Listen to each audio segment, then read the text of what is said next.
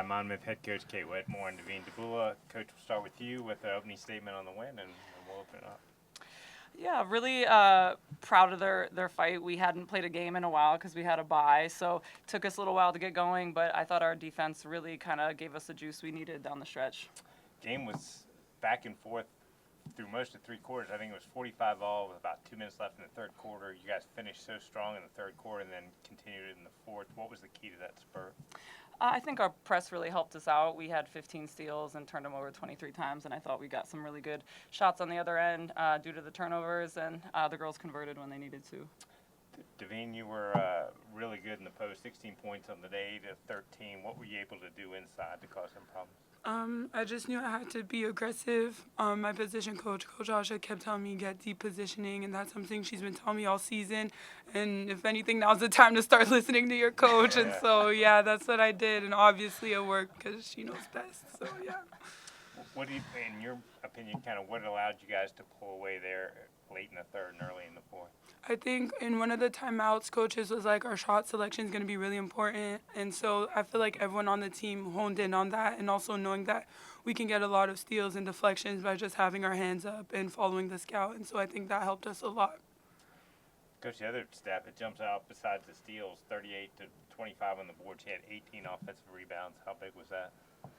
Yeah, I thought Alexis Davis came in and gave us some really good boards. On the offensive boards too, she came in, and that's a big energy booster for us as well. But I thought we boxed out when we needed to, and that kind of let us go in transition a little bit as well. Coach, you guys lost, I think, over 75% of your production from last year, but yet you're making your fourth straight quarterfinals appearance. Just what has allowed you guys to not have a drop-off?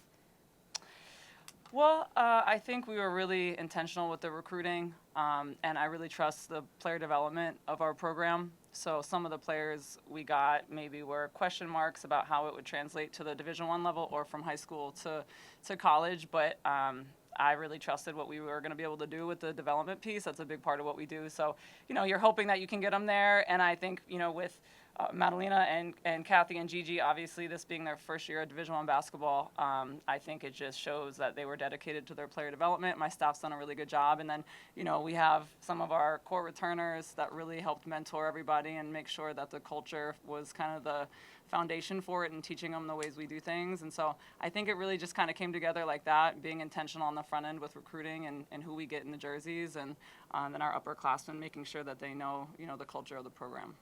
In my head, it's been Gigi Gamer Gamble because she puts up video game numbers, and I think that's one of those things, right? You don't know if it's going to translate from the JUCO level. What makes Gigi different? I think what makes her different is she's extremely, extremely coachable, and in her JUCO, she wasn't necessarily known as a defender. When her old coach came to one of our games, he asked me, how did you get her to start playing defense? So that's not me being shady, but we knew when she came here that was going to be a big piece, and she's really bought into it, and she's one of our best guard defenders. And so I think she's just so open to learning anything and everything that has to do with this level and this team. She's so receptive. You can coach her hard, you can be encouraging, and she's going to receive it all the same way, just super motivated, always really joyful and happy, which also helps because she doesn't take things too hard. She just moves on to the next moment, and she puts in the work. I mean, she trains really hard and gets herself ready for the big stage. Coach, quarterfinal matchup with Stony Brook tomorrow. Talk about that a little bit. Yeah, I know we're looking forward to it. Obviously, we lost them twice in the regular season, so I know our girls are excited for that, and we're sure that we're going to come out differently this time. So we're definitely excited to have this third go around. All right, congratulations. We'll see you.